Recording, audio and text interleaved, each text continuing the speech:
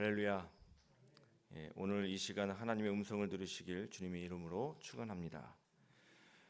오늘 말씀은 사사기 마지막 장 또 마지막 절 말씀입니다. 다시 한번 제가 읽겠습니다. 그때 이스라엘의 왕이 없으므로 사람이 각기 자기의 소견에 옳은 대로 행하였더라.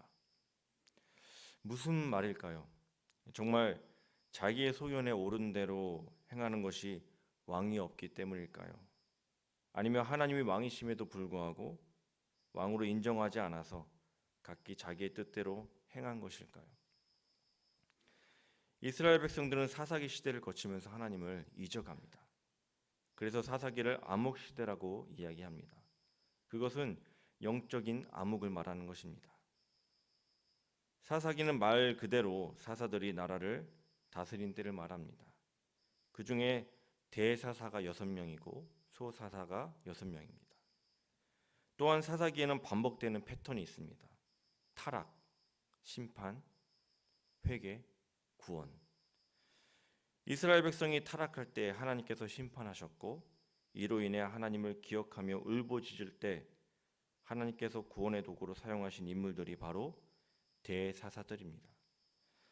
대사사가 6명이라는 것은 최소 6번 이상 이 패턴이 반복되었다는 것을 말합니다. 그런데 가면 갈수록 그 죄는 더 컸고 그 심판 또한 더 컸습니다.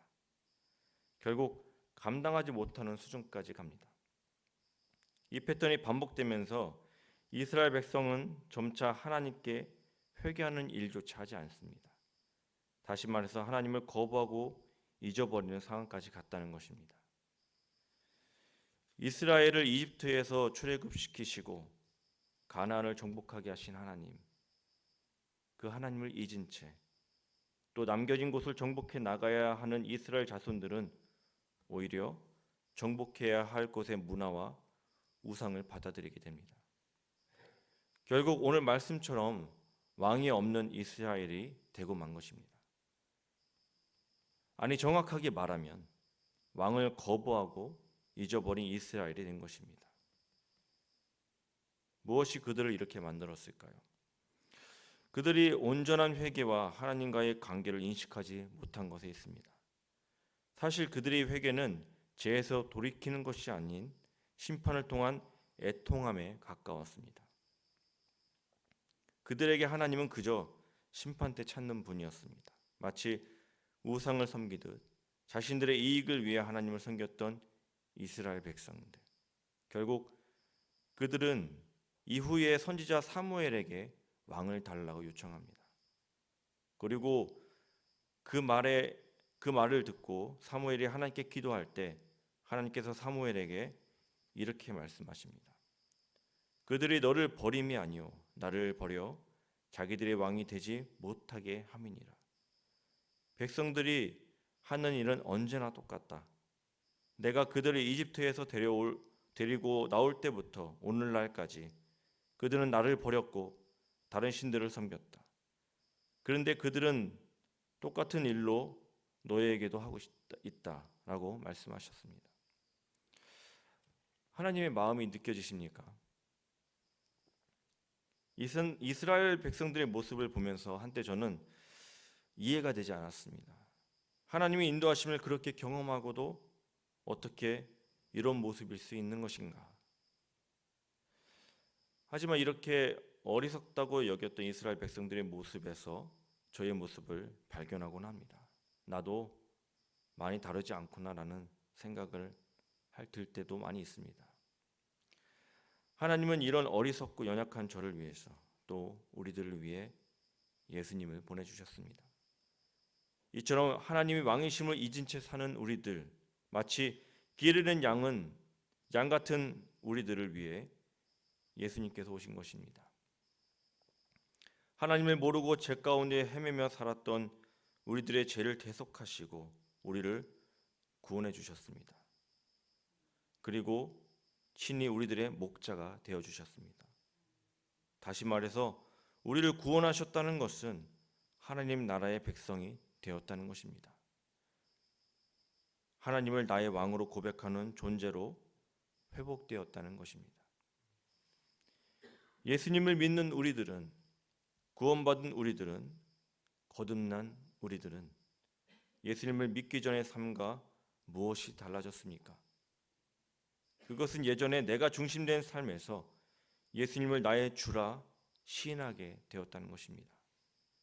이제는 예수님을 나의 왕으로 고백한다는 것입니다. 성도님들은 하나님을 나의 왕, 나의 주로 고백하십니까?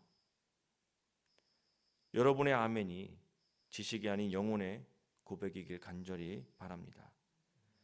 그렇다면 이제 성도 여러분들은 더 이상 사사기 시대의 이스라엘 백성들처럼 각자 자기의 소견에 옳은 대로 행동하며 길 잃은 양처럼 살면 안 됩니다. 목자이신 예수님을 쫓아야 합니다. 하나님의 말씀대로 살아야 합니다. 왕이 부르실 때 언제나 달려갈 준비를 해야 합니다. 왕의 기쁨이 되기 위해 최선을 다해야 하고 더 나아가 그것이 우리의 기쁨이 되어야 합니다. 왕의 명령에, 왕의 다스림에 전적으로 따르고 순종해야 하는 것입니다.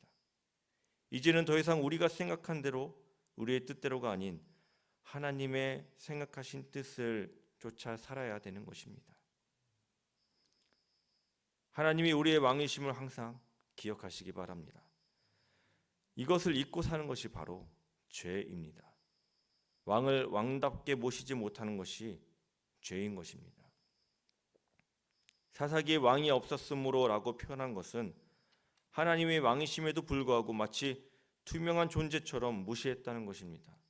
그리고 자신들이 하고 싶은 대로 살았다는 것입니다. 우리들도 사사기에 반복되었던 죄 지음, 심판, 회개, 구원하심이 반복되는 삶을 살아갈지도 모릅니다.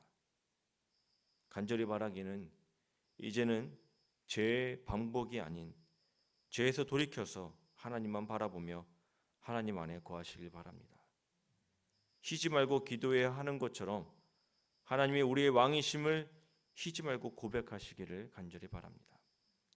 오늘 하루도 왕이신 하나님을 찬양하며 그 뜻에 순종하며 하나님의 거룩한 백성들로 이 세상을 정복해 나가시길 주님의 이름으로 축원합니다.